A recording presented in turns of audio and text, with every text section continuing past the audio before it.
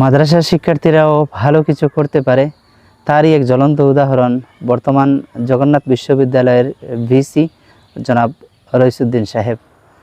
রইস ভাই টোটাল মাদ্রাসা থেকে উঠে আসা একজন মেধাবী ছাত্র।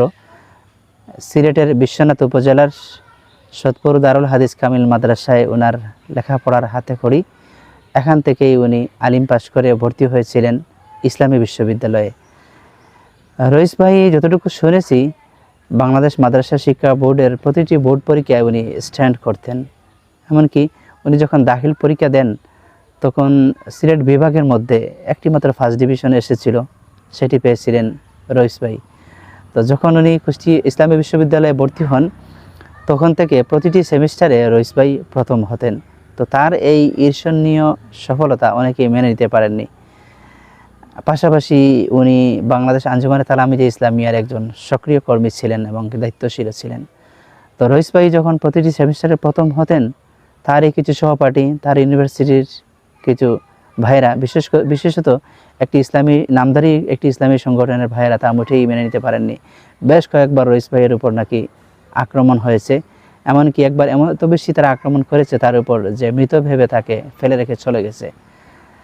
আরেকবার এমনও হয়েছে যে সামনে ওনার ফাইনাল পরীক্ষা, তার আগে ওনাকে তারা এত বেশি মারধর করেছে যে তার হাতের আঙ্গুলগুলো থেতলে দিয়েছে, যাতে উনি লিখতে না পারে, পরীক্ষা অ্যাটেন্ড করে উনি লিখতে না পারে। তো খবরটি চলে গেছে তখনকার ইসলামী বিশ্ববিদ্যালয়ের ভিসি স্যারের কাছে। তার আগেই রইস ভাইয়ের সুনাম টোটাল ইউনিভার্সিটিতে ছড়িয়ে গেছে যে এত মেধাবী একজন ছাত্র আমাদের ইউনিভার্সিটিতে আছে। তো ভিসি স্যার যখন এটি শুনছেন যে রইস এবার পরীক্ষায় অংশগ্রহণ করতে পারবে না, উনি টোটাল পরীক্ষাটা অফ করে দিয়েছেন। বলেছেন যে আমার রইস যতদিন না ভালো হবে ততদিন কোনো পরীক্ষা হবে না। যেই কথা সেই কাজ, পরীক্ষা হলো না। অনেক দিন চিকিৎসার পর রইস ভাই ভালো হলেন, পরীক্ষা অনুষ্ঠিত হলো, রইস ভাই সেই যথারীতি আবারও প্রথম হলেন। ভিডিওটি করার একটি উদ্দেশ্য কিছু মানুষকে উৎসাহ দেওয়া যে মাদ্রাসায় লেখাপড়া করেও যদি আপনার মধ্যে মেধা থাকে, আপনি অনেক ভালো কিছু করতে পারবেন। মাদ্রাসা শিক্ষার্থীরা বারবার প্রমাণ করেছে, তারা বিভিন্ন ইউনিভার্সিটিতে প্রথম হয়েছে, মেডিকেলে প্রথম হয়েছে, ইঞ্জিনিয়ারিং কলেজে ইউনিভার্সিটিতে তারা প্রথম হয়েছে। এমনকি বাংলাদেশের সর্বোচ্চ যে পরীক্ষা, যেটি বিসিএস পরীক্ষায় মাদ্রাসা শিক্ষার্থীরা কৃতিত্বের স্বাক্ষর রেখেছে এবং অনেকে প্রথম হয়েছে। শুধু রইস ভাই না, রইস ভাইকে একজন উদাহরণ হিসেবে রইস ভাইকে উপস্থাপন করলাম। রইস ভাইয়ের মতো আরও অনেক মেধাবীরা পড়ে আছেন যারা মাদ্রাসা থেকে লেখাপড়া করে এসেছেন।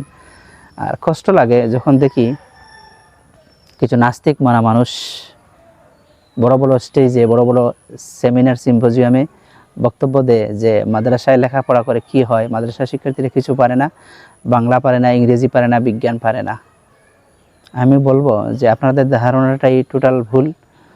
আমি একজন রইস ভাইয়ের উদাহরণ দিলাম, এবং রইস ভাইয়ের মতো আর অনেকেই আছেন, হাজার হাজার লক্ষ লক্ষ মানুষ আছেন যারা মাদ্রাসায় লেখাপড়া করে বর্তমানে ইউনিভার্সিটিতে শিক্ষকতা করছেন, বিসিএস ক্যাডার হচ্ছেন, বুয়েট থেকে ইঞ্জিনিয়ারিং পাশ করে ভালো ভালো পজিশনে আছেন।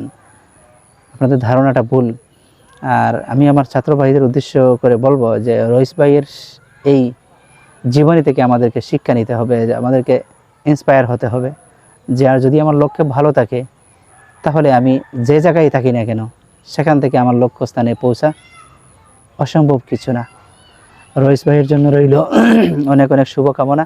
আমি কখনো ওনাকে সরাসরি দেখি নাই, মাঝে মধ্যে কিছু মাসিক পড়না এবং কিছু কিছু ম্যাগাজিনে ওনার কথা আমি শুনতাম, লেখা দেখতাম, বা কিছু কিছু কানে কানে আমি কিছু কথা শুনতাম।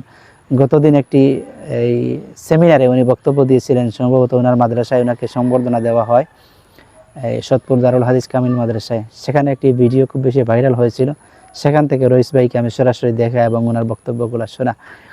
জানি না আমার ভিডিও বার্তাটি রইস ভাইয়ের কান পর্যন্ত পৌঁছাবে কিনা, তারপরও আমি আমার মন থেকে রইস ভাইয়ের জন্য দোয়া করি, আল্লাহ আপনাকে দীর্ঘজীবী করুক এবং আপনার থেকে যেন আরও অনেকে উৎসাহিত হয়ে আপনার চেয়ে আরও ভালো কিছু করতে পারে এবং আপনার পথ ধরে যেন আরও অনেক মাদ্রাসা শিক্ষার্থীরা অনেক দূর পর্যন্ত পৌঁছাতে পারে। রইস ভাইয়ের জন্য রইল নিরন্তর শুভকামনা। রইস ভাইয়ের মতো আমাদের সবাইকে এমন করে প্রস্তুতি নিতে হবে এবং সফলতার স্বর্ণ শিখরে আমাদেরকে পৌঁছাতে হবে।